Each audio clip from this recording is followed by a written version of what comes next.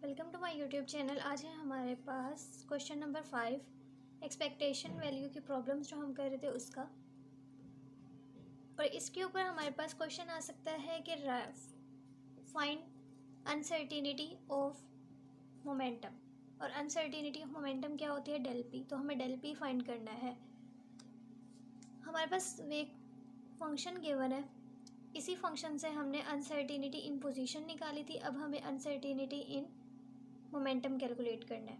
एक ही wave function हम ले रहे हैं, ठीक है, ताकि सारे डाउट्स क्लियर हो जाए। अब हमारे पास ये जो वेव फंक्शन था, इसको सिंपल हमने क्या किया, अगर आप लोगों ने पिछले लेक्चर्स नहीं लिए, जैसे जिसमें हमने अनसर्टिनिटी इन पोजीशन निकाला था, सबसे पहले आप लोग वो वाले लेना ज़रूरी है, क्योंकि इसमें हमने जो सब्स्टिट्यूशन किया वो सब डायरेक्ट किए, पहले हम सीख चुके हैं वो चीज़ें। इसलिए इसमें जो नॉर्मलाइजेशन कांस्टेंट निकालेंगे वो भी हमने जो उसमें फाइंड किया था डायरेक्ट उसकी वैल्यू पुट करेंगे। तो सबसे पहले आप लोगों ने वो वाले लेक्चर्स लेने हैं, सारे एक्सपेक्टेशन वैल्यूज़ के क्वेश्चंस, फिर उसके बाद इस क्वेश्चन पे आना है।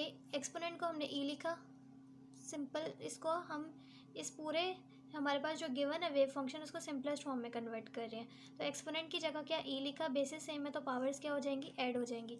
अब हमारे पास फार्मूला ये होता है, इसमें अब हमें ये वाली वैल्यू कैलकुलेट करनी है और ये वाली वैल्यू कैलकुलेट करनी है। जो ये वाली होती है ये सिंपल हमारे पास क्या होती है, एक्सपेक्टेशन ऑफ मोमेंटम। तो सबसे पहले हम ये कैलकुलेट करेंगे। अब यही वेव फंक्शन गिवन है और कहा जाएगा एक्सपेक्टेशन ऑफ मोमेंटम, तो हम सिंपल ये सिर्फ निकालेंगे। अब इसका फॉर्मूला क्या होता है, -इन्फिनिटी टू इन्फिनिटी। अगर लिमिट नहीं गिवन तो हम ये खुद से लगाएंगे, साई स्टेरिक मोमेंटम का ऑपरेटर, आगे यहाँ पर भी साई आएगा, dx। ओके, उसके बाद जब हम हमें ये चीज़ कैलकुलेट करनी है, ये कैलकुलेट करने के बाद हम इसमें वैल्यू पुट कर लेंगे, ऑपरेटर साई एक्स टी। जब ऑपरेटर इसके ऊपर ऑपरेट होगा तो हमें यहाँ पे एक साई जो है वो मिलेगा, ठीक है। ये एग्जैक्ट जिसके ऊपर ये ऑपरेट हो रहा है वो एग्जैक्ट फंक्शन हमें ऐसे ही मिल जाएगा, साथ में हमें क्या मिलेगा, एक कोई भी आइगन वैल्यू मिलेगी। तो ये सेम वैसे ही है कि अगर एक ऑपरेटर आइगन फंक्शन पे ऑपरेट होता है तो वो हमें क्या देता है, एक आइगन वैल्यू देता है, और सो वो फंक्शन जिस पे ऑपरेट हुआ है वो साथ एज इट इज़ आ जाएगा। तो अब हम इसको ऑपरेट करवाएंगे। मोमेंटम का ऑपरेटर किसके इक्वल होता है, iota H cut partial by partial x. तो हमने यहाँ पे minus iota H cut partial by partial x, हमारे पास जो वेव फंक्शन गिवन है हम उस पूरे वेव फंक्शन को लिख देंगे। अब यहाँ पे विद रिस्पेक्ट टू एक्स लेना है ई आयोटा ओमेगा टी, और ए क्या है, कांस्टेंट है, इनको क्या ले लेंगे, बाहर ले लेंगे। तो यहाँ पे मैंने इस ई आयोटा ओमेगा टी को बाहर ले लिया, ठीक है। ए को आप लोग बेशक पहले ले लो, ए को भी बाहर ले लो पहले। जो हमने डेरिवेटिव लगाना है वो सिर्फ उस टर्म पे लगेगा जिस पे एक्स इंक्लूड है। अब इसमें एक्स इंक्लूड है और इसमें है तो सिर्फ इनके ऊपर लगेगा, ठीक है।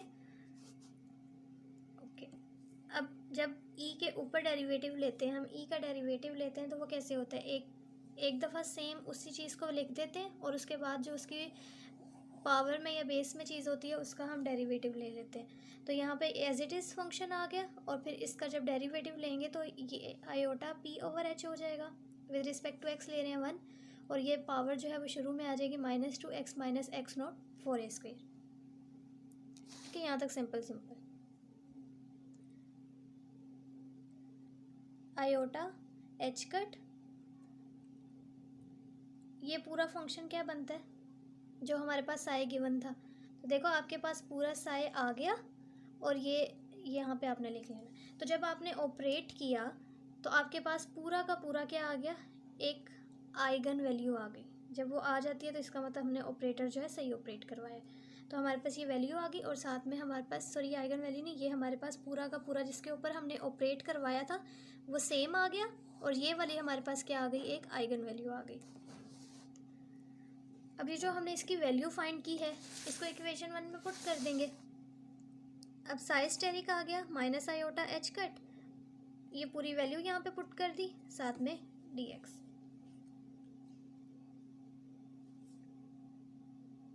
जब साई स्टेरिक और अब ये साई स्टेरिक और साई क्या हो जाएंगे, आपस में मल्टीप्लाई हो जाएंगे। जब मैं इनको मल्टीप्लाई करूँगी तो मेरे पास क्या रह जाएगा, अब हम यहाँ पे डायरेक्ट मैं मल्टीप्लाई पूरा करके नहीं दिखाऊंगी, जब हम मल्टीप्लाई करवाएंगे तो वो सारी स्टेरिक का मतलब क्या होता है कि उसका कॉन्जुगेट ले लेना। जब आप कॉन्जुगेट लोगे वो प्लस माइनस कैंसिल हो जाएगा, e की पावर 0 1 हो जाएगा, यहाँ पे रह जाएगा ये ऐड होंगे तो ये -2 बनता था, नीचे 4 था, तो ये कैंसिल हुआ, तो इसलिए यहाँ पे 2 रह गया। तो ये अभी हमने, अगर आप लोगों ने पिछले क्वेश्चंस किए हैं तो आप लोग भी ये डायरेक्ट कर सकते हो। यहाँ पे आ जाएगा a² और ये चीज़ आ जाएगी। अब देखो ये वाली जो टर्म है ये इसके साथ भी मल्टीप्लाई हो रही है और इसके साथ भी मल्टीप्लाई हो रही है, ठीक है। साथ में ये वाली टर्म इसके साथ भी मल्टीप्लाई हो रही है, इसके साथ भी मल्टीप्लाई हो रही है। तो सिंपल अभी हम मल्टीप्लाई करवाएंगे। जब हम इस टर्म को इसके साथ मल्टीप्लाई करवाएंगे और फिर इसके साथ करवाएंगे तो ये इसके साथ कैंसिल हो जाएगा, आयोटा स्क्वेयर बच जाएगा। आयोटा स्क्वेयर क्या होता है? -1, लेकिन यहाँ पे क्या है? माइनस आयोटा, तो ये 1 रह जाएगा। और यहाँ पे सिर्फ क्या रह गया? p, और ये p जब इसके साथ मल्टीप्लाई होगा तो आप लोग देखोगे यहाँ पे क्या आ गया हमारे पास? p², a², ठीक है। सेम इसी तरह अब आपने सबसे पहले इस टर्म को इसके साथ मल्टीप्लाई करवाना है। जब इसके साथ मल्टीप्लाई करवाओगे तो minus minus plus iota h cut, और ये 2 इस 2 के साथ कैंसिल, यहाँ पे 2 रह जाएगा, x - x0 2a²। फिर उसके बाद इस टर्म को इसके साथ मल्टीप्लाई करवाना है, तो आप लोगों के पास जो है ये फॉर्म बन जाएगी, ठीक है। ओके, उसके बाद अब यहाँ पे ये जो p और a² है ये कांस्टेंट है, इनको मैंने बाहर ले लिया। e - x - x0 2a² dx plus यहाँ पे, अब यहाँ पे कौन कौन से कांस्टेंट है?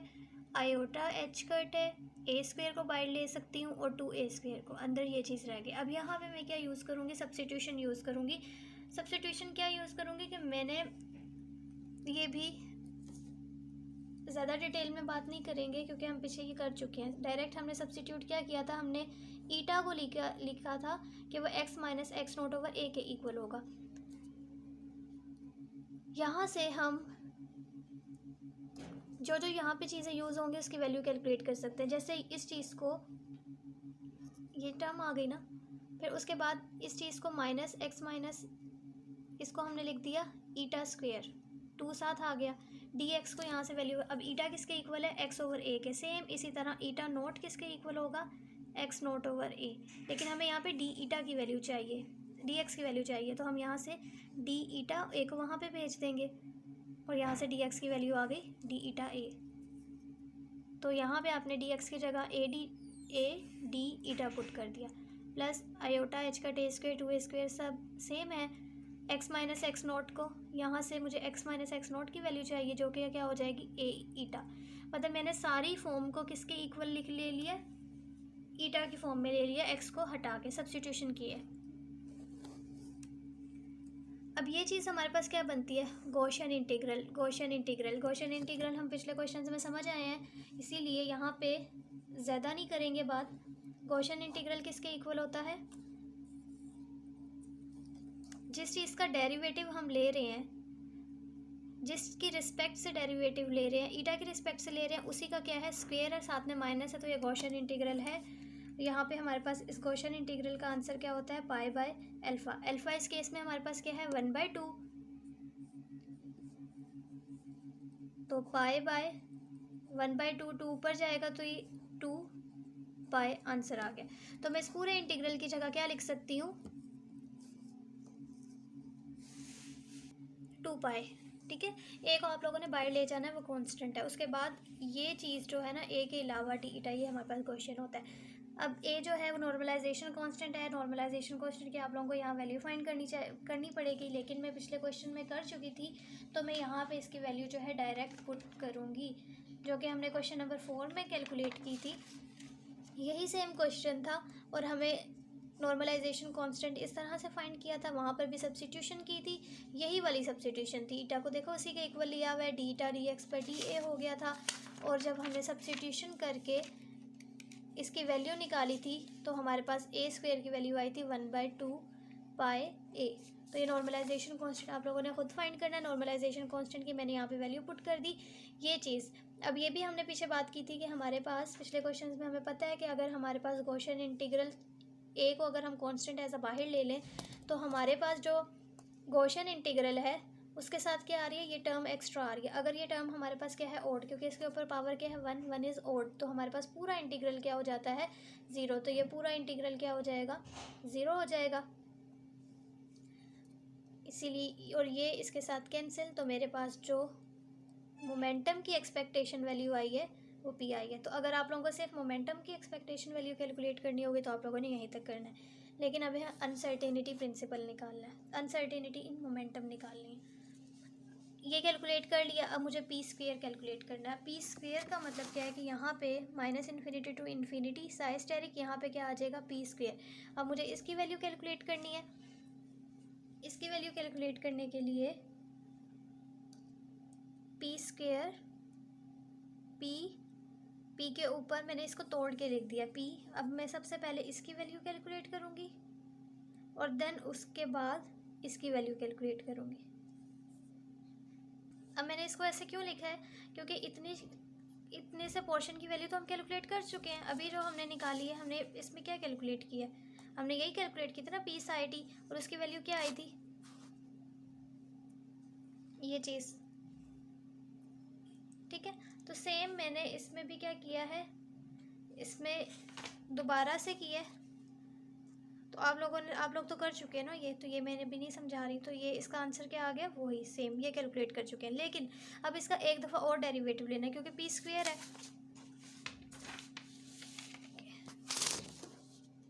अब इसका क्या लेंगे, जो हमारे पास आंसर आया उसका एक दफ़ा और पी का साथ ऑपरेटर लेना है। तो minus iota H cut partial x दोबारा लगाएंगे, ये मल्टीप्लाई होगा iota square H cut square बन जाएगा।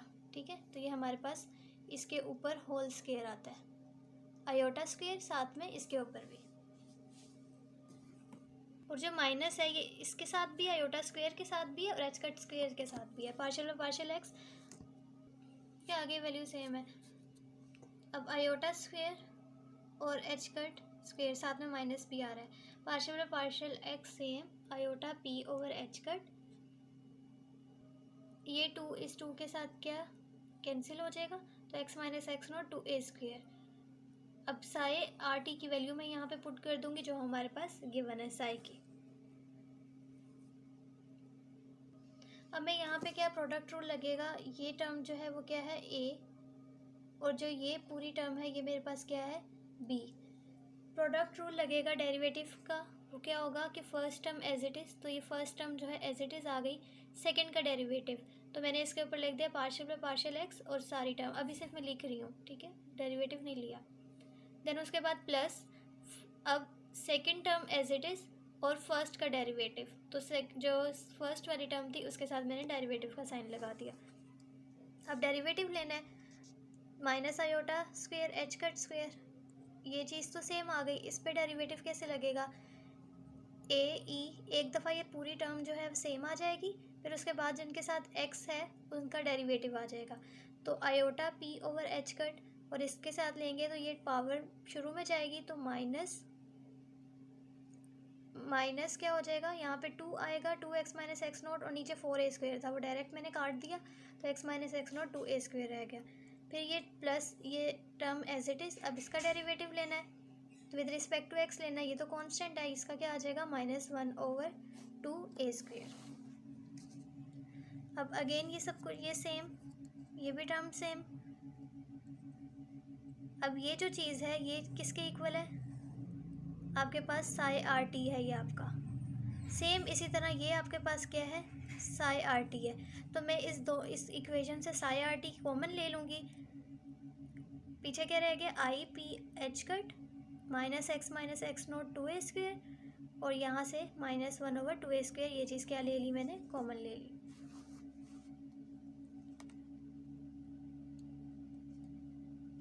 ठीक, अब ये देखो ये टर्म ये मल्टीप्लाई हो रही है, ये मल्टीप्लाई हो रही है, तो ये इनका क्या बन जाएगा, इनका स्क्वेयर, फिर -1/2a स्क्वेयर। अब इसका स्क्वेयर ओपन करेंगे, स्क्वेयर कैसे ओपन करेंगे, ये है a और ये टर्म में ले कह देती हूँ ये b है, a का स्क्वेयर, आयोटा का स्क्वेयर लेंगे तो माइनस आ जाएगा, p square H cut square, फिर उसके बाद इस चीज़ का square plus x minus x note का स्क्वेयर, और इसका लेंगे तो 2 का स्क्वेयर 4 और a के ऊपर a4 -2ab, a क्या है iota p over h cut और b x minus x note 2a square, और ये टर्म सेम आ गई। अब आयोटा स्क्वेयर किसके इक्वल होता है, -1 के, लेकिन यहाँ पे माइनस इसके साथ भी है, इसके साथ भी है, तो माइनस आयोटा स्क्वेयर 1 हो जाएगा सिंपल, और ये माइनस एच कट आ गया, और ये हमारे पास यहाँ से ये 2 इसके साथ कैंसिल हो जाएगा, बाकी टर्म जो है वो सेम आ गई। तो यहाँ पे ये पी स्क्वेयर की वैल्यू भी आ गई। अब इसकी वैल्यू जो है हम पुट कर देंगे। जब पुट किया तो मेरी ये पूरी क्या है, साई की वैल्यू, और किस साई की, साई स्टेरिक की वैल्यू। तो इसलिए जो आयोटा वाली टर्म थी वो उसके साथ प्लस था ना हमारे पास, तो उसके साथ क्या आ गया, देखो प्लस था तो माइनस आ गए। फिर उसके बाद ये जो अभी हमने वैल्यू कैलकुलेट की है पी स्क्वेयर की, ये पूरी टर्म डालेंगे और फिर यहाँ पे ये पूरी साई की वैल्यू आ जाएगी। अब ये देखो, ये हमारे पास क्या हो जाएंगे, ये टर्म कैंसिल हो जाएगी, क्योंकि ई की पावर बेसिस से हमें पावर्स ऐड करेंगे, फिर ई की पावर 0 रह जाएगी। ई की पावर 0 क्या होती है, 1 होती है। सिर्फ ये माइनस है, ये ऐड हो जाएगा, -2x का स्क्वेयर बन जाएगा ओवर 4a स्क्वेयर। ये 2 इसके साथ कैंसिल, तो मेरे पास ई की पावर यहाँ पे सिर्फ क्या रह जाएगी, a स्क्वेयर, और e -x और 2a का स्क्वेयर। और साथ में हम यहाँ पे अब ये a स्क्वेयर बन जाएगा, और ये h कट स्क्वेयर है, ये क्या हो जाएंगे, a स्क्वेयर और h कट स्क्वेयर को हमने कॉमन ले क्या हो गया, ये बाहर चला गया क्योंकि ये कांस्टेंट था। ये टर्म कैसे है ये अभी मैंने बताई है, बाकी जो पीछे चीज़ें रह जाएंगी वो हमारे पास ये पूरी टर्म रह गई है। सॉरी, ये वाली लाइन मैंने कट की हुई गलत है। यहाँ से एच कट स्क्वेयर ए स्क्वेयर को कॉमन ले लिया, ये चीज़ बता चुकी हूँ कैसे आई थी। बाकी जो टर्म हमारे पास थी वो सिंपल एज इट इज़ है। अब ये जो चीज़ है ना, ये अंदर हर एक के साथ इंटीग्रल मल्टीप्लाई हो रहा है। जब इसके साथ मल्टीप्लाई होगा ना इसके साथ, तो मैंने इसको अब एज अ कॉन्स्टेंट बाहर निकाल लिया डायरेक्ट ही, ई -x note 2a square dx आ गया। अब ये इंटीग्रल इसके साथ मल्टीप्लाई होगा तो इसके साथ x की टर्म इन्वॉल्व है, इसको मैंने यहाँ पे कोई भी कांस्टेंट नहीं है तो ये सिंपल इसी तरह आ गया। फिर अब ये इसके साथ होगा, तो अब यहाँ पे जिसके साथ x नहीं है उन चीज़ों को बाहर निकाल लो। i को, p को, h a स्क्वेयर को हमने क्या निकाल लिया, ये p नोट नहीं है, p है, x note e x minus, ये इंटीग्रल हो गया, -1/2 के साथ ये भी कांस्टेंट था, बाहर निकाल लिया, ये आ गया। अब हमें क्या करना है, सब्स्टिट्यूशन करनी है। x नोट आएगा तो आप लोगों ने क्या करनी है, सब्स्टिट्यूशन करनी है। सेम वही सब्स्टिट्यूशन है जो हम पीछे करके आए हैं अभी, कि x नोट ओवर a को हमने क्या ले लेना है, ईटा ले लेना है। अगर अब यहाँ पे हमने x नोट a की जगह क्या पुट कर दिया,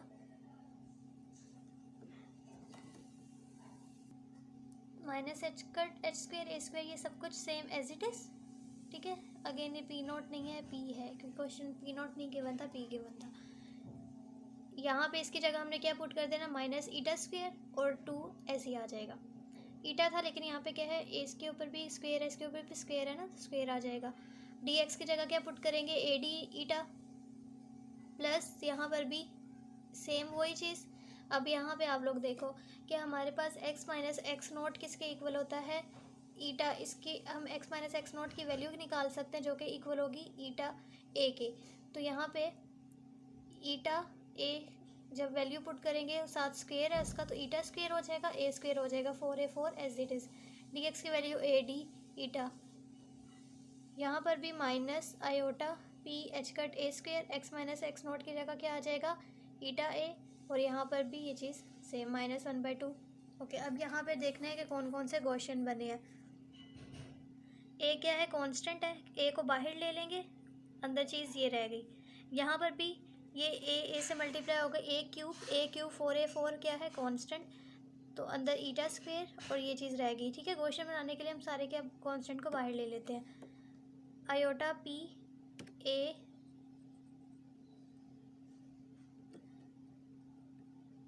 ये a मल्टीप्लाई हुआ तो a स्क्वेयर, ये गया और अंदर ये चीज़ रहेगी, ठीक है। सेम इस तरह इसका भी आप लोगों ने कर लेना। ये क्या है, गॉसियन इंटीग्रल का अब बताने की ज़रूरत नहीं है ना कि पाई बाय अल्फ़ा के 1/2 ऊपर जाएगा तो 2 पाई आ गया एज इट इज़, प्लस ये इसके साथ कैंसिल तो 1/4 ये रह गया। अब यहाँ पे क्या है, इवन नहीं है, ओड है, क्योंकि जो टर्म आ रही है उसके ऊपर क्या है, 2 इज़ द ओड नंबर। जब 2 है तो हम एक दफ़ा डेरिवेटिव लेंगे, 4 हो तो 2 दफ़ा डेरिवेटिव लेंगे, 3 हो तो 6 हो तो 3 दफ़ा डेरिवेटिव लेंगे। अब यहाँ पे जो हमारे पास गॉसियन था उसका हमने डेरिवेटिव ले लिया। ठीक है, गॉसियन इंटीग्रल आपके पास क्या होता है, ये कि आपके पास इस फॉर्म में हो तो हम उसका पाई बाय अल्फ़ा आता है। अब इसका एक दफ़ा डेरिवेटिव लेंगे विद रिस्पेक्ट टू अल्फ़ा, तो पार्शियल बाय पार्शियल अल्फ़ा, ये भी हम क्वेश्चन में कर चुके हैं ना, जो पिछले हमने क्वेश्चन नंबर 5 आई थिंक किया था, उसमें यही चीज़ है, वहीं से समझा रही हूँ। Partial by partial alpha e minus alpha square. ठीक है, with respect to alpha derivative का साइन डाला, अल्फ़ा कांस्टेंट है उसको बाहर ले लिया। अब ये नीचे था ना 1/2 था, अल्फ़ा ऊपर गिर जाएगा तो -1/2। अब जब डेरिवेटिव लेंगे तो वो किसके इक्वल होगा, -1/2 शुरू में और अल्फ़ा की पावर -3/2, और यहाँ पर with E minus alpha x square एक दफ़ा सेम आ गया, और इसका डेरिवेटिव लेंगे तो -x स्क्वेयर, ये माइनस माइनस से कैंसिल हो जाएगा, ई माइनस अल्फ़ा एक्स स्क्वेयर। ठीक है, यहाँ पे माइनस नहीं आएगा, कैंसिल हो गया ना, x square d x is equals to, ये नीचे जाएगा तो 2 3/2। ये कर चुके हैं इसलिए तेज़ तेज़ बता रही हूँ। अल्फ़ा की वैल्यू हमारे पास क्या थी, 1/2 है, तो यहाँ पे हमने 1/2 वैल्यू पुट करेंगे, और एक्स की जगह हमने क्या ली हुई है, सब्सटीट्यूशन ईटा में ली हुई है, तो माइनस अल्फ़ा की वैल्यू पुट की 1/2, एक्स की जगह ईटा का स्क्वेयर, ये, और यहाँ पर एक्स की जगह क्या हो जाएगा, ईटा का स्क्वेयर dx। तो इस पूरे इंटीग्रल, ये वही बन गया ना जो हमारे पास आ रहा है, उसकी वैल्यू क्या आ रही है, π/2, अल्फ़ा की वैल्यू पुट करेंगे 1/2 3/2। ठीक है, अल्फ़ा की वैल्यू पुट की है 1/2, सिंपल। इसको मैं इस तरह भी लिख सकती हूँ ना, ये है ना, यहाँ समझ ना आ रहा हो तो इसलिए मैंने इसको इस तरह से लिखा है। अब ये 2 ऊपर जाएगा तो π/2 3/2, और यहाँ पे सिंपल क्या रह गया, 2 रह गया, ये ऊपर चला गया। अब मैं इसको कैसे लिख सकती हूँ, देखो ये 1/2 है, तो मीन्स के मेरे पास अंडर रूट पाई के ऊपर भी है ना पाई, और इसका जो 1/2 है वो अंडर रूट हो गया, ये अंदर चला गया, 2 के ऊपर सिर्फ क्या रह गया, 3 रह गया।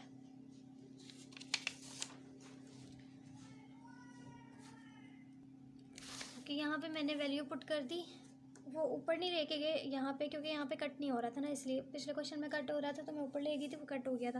अब इसमें जब कट ही नहीं हो रहा तो मैंने 2 1/2 3/2 इसकी वैल्यू पुट कर दी, सिंपल। अब इसकी वैल्यू कैसे आई है, ये वाली, इस पर क्या है, ओड नंबर है, 1 है, पावर है, तो ये पूरी टर्म क्या हो जाएगी, 0। अब इसका इंटीग्रल क्या होता है, 2π, और ये a से कैंसिल हो जाएगा, 2a आ गया,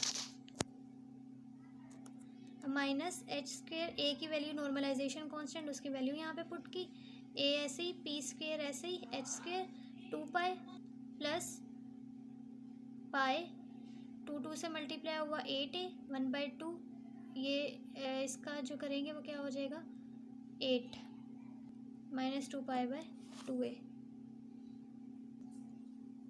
ठीक है, और जब 2 की पावर 1/2 रहेगी वो 1/2 2 अंडर रूट 2 रह जाएगा, बन जाएगा -2 अंडर रूट।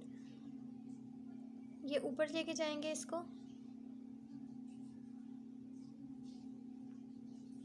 4a, ये चीज़ ऊपर चली जाएगी 2π।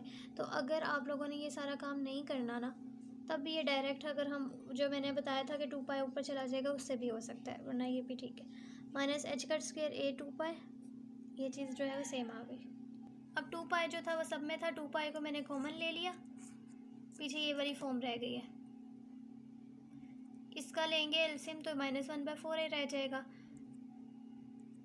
अब ये अंदर हर एक के साथ मल्टीप्लाई हो रहा है, तो H cut A P square A H cut square plus ये इसके साथ भी मल्टीप्लाई होगा। अब ये ए एच कट स्क्वेयर मेरे पास क्या हो जाएंगे, कैंसिल हो जाएंगे। ठीक है, तो यहाँ पे सिंपल क्या रह गया, P square plus h/4a square.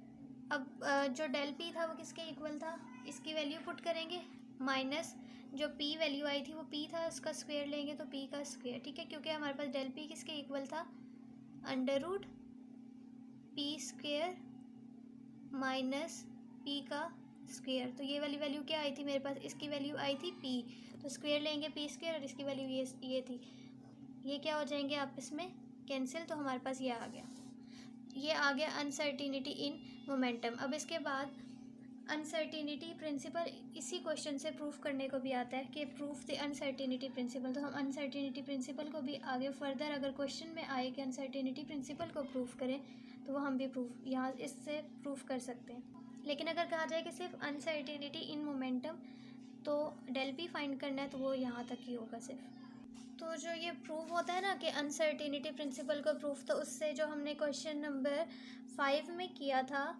Del x निकाला था, ठीक है। तो आपने वो डेल एक्स पूरा निकालना है, देन उसके बाद ये डेल पी निकालना है जो अभी हमने पूरे क्वेश्चन में किया है। तो हम जब उसको इक्वल लेंगे ना, ये वाला साइन डालेंगे। अब डेल एक्स उसमें हमारे पास किसके इक्वल आया था, ए के। ये चीज़ हमने प्रूफ की थी कि हमारे पास डेल एक्स किसके इक्वल आया था, ए के। सिमिलरली अभी डेल पी निकाला तो वो एच कट ओवर 2a के इक्वल आया है, तो यहाँ से ये कैंसिल हो जाता है, तो हमारे पास अनसर्टेनिटी इन प्रिंसिपल प्रूव हो जाता है। तो अगर अनसर्टेनिटी इन प्रिंसिपल प्रूव करना, तो आप ये बहुत लेंथी क्वेश्चन है, डेल एक्स पहले निकालोगे पूरा और फिर डेल पी निकालोगे और फिर इस चीज़ को प्रूफ करोगे। तो I hope you understand this lecture. अगर वीडियो पसंद आए तो वीडियो को लाइक करना मत भूलिएगा। अल्लाह हाफिज़।